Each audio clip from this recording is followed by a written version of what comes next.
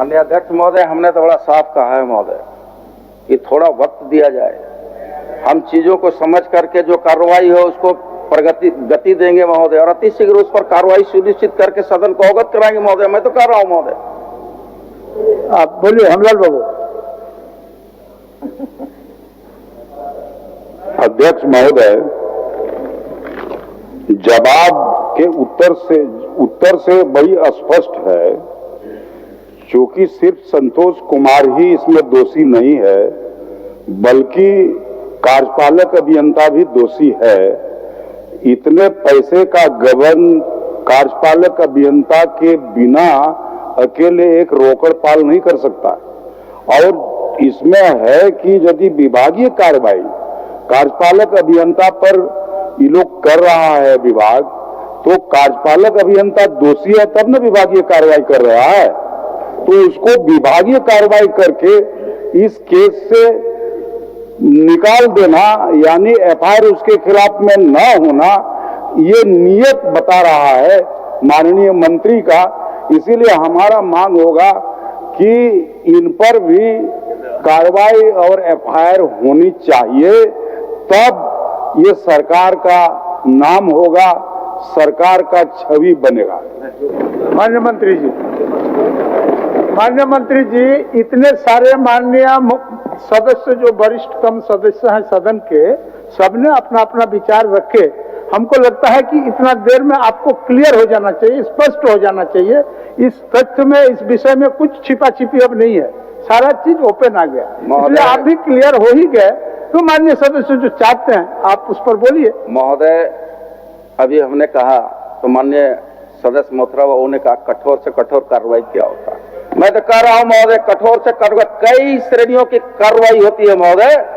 कठोर से कठोर मैं उनको बता देना चाहता हूं कि कोई विभागीय प्रक्रिया करके उसको प्रोसीडिंग करके नहीं छोड़ेंगे महोदय, कोई प्रोसीडिंग करके नहीं छोड़ेंगे, कोई 2 दिन का वेतन काट के नहीं छोड़ेंगे। अधिक से अधिक जो प्रावधान के अनुरूप है उस पर कार्रवाई करेंगे महोदय। हमको थोड़ा वक्त दिया जाए महोदय, क्योंकि संतोष कुमार के खाते में पैसा गया। अगर दोषीवार ये प्रभात कुमार, चंद्रशेखर, राजेश्वर, रवि, संजय कुमार हैं तो निश्चित तौर पर कार्रवाई होगी महोदय। हम तो मैं कह रहा हूं थोड़ा वक्त तो दिया जाए महोदय। आखिर किसको आप आधार मानेंगे? जब आपके वित्त विभाग ने जांच रिपोर्ट दिया उसको आप आधार नहीं मानते, तो फिर किस जांच को आप आधार मानेंगे? अब तो जांच रिपोर्ट सामने है, मेरे हाथ में भी एक पूरी कॉपी, आपके पास भी होगा। वित्त विभाग ने तो सबको दोषी ठहरा ही है, यही तो जांच रिपोर्ट है। जब इस पर आप कार्रवाई करने को तैयार नहीं है तो फिर कौन से जांच पर आप कार्रवाई करेंगे? हम तो इसीलिए कह रहे हैं कि यह जांच रिपोर्ट उनको दोषी पाया है, खुद आपने दोषी पाया, उस पर एफआईआर कीजिए, फिर अग्रेतर कार्रवाई आगे कीजिए। हमारी तो इतनी ही मांग है, आप क्यों नहीं करना चाहते इस पर?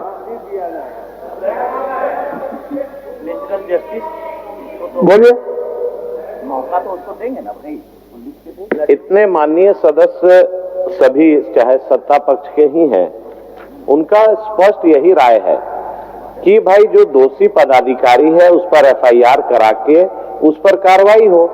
अब विभागीय कार्रवाई, ठीक हमारे हेमलाल बाबू ने कहा, विभागीय कार्रवाई करके उसको लीपापोती का प्रयास विभाग कर रहा है। मंत्री जी पर हम नहीं आरोप लगा रहे हैं, सदन भी, पूरा सदन, सत्ता पक्ष और विपक्ष सभी चाहता है जो सरकारी धन का लूट किया उस पर एफआईआर दर्ज हो, जेल जाए और न्यायालय उस पर साक्ष्य देखेगा, उस पर जो उसको सजा देना होगा देगा। माननीय मंत्री जी को तो इतना कहना, इसमें जिद की बात क्या है?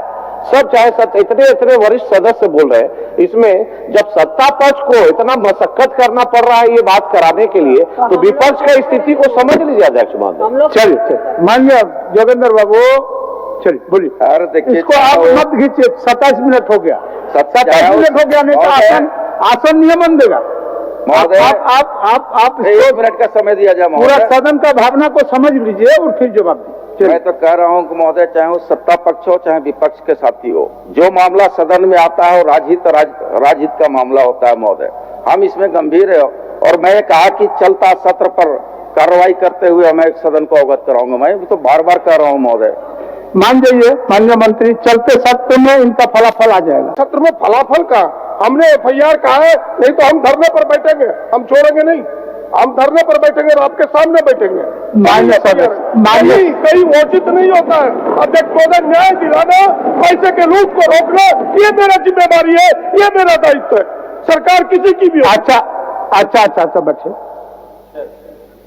क्या महोदय, महाजी महोदय, बोलिए। महोदय हमको एक हफ्ता का समय दिया जाए महोदय। हम तो कह रहे हैं महोदय कि एक हफ्ता का समय दिया जाए, चीजों को अवगत कर लेंगे, जानकारी प्राप्त कर ले, उस पर कार्रवाई करेंगे महोदय। दोषी वार होगा तो कार्रवाई होगी, FIR कार्रवाई में वो FIR अगर वो दोषीवार होगा तो निश्चित तौर पर उस पर कार्रवाई भी होगी, FIR भी होगा महोदय। मैं तो कह रहा हूँ महोदय। चलिए थोड़ा समझ दीजिए। तो इस क्वेश्चन को स्थगित करें और 7 दिनों के बाद फिर ये क्वेश्चन है, तब हम कार्रवाई के लिए मैं इसको स्थगित करता हूं। जी।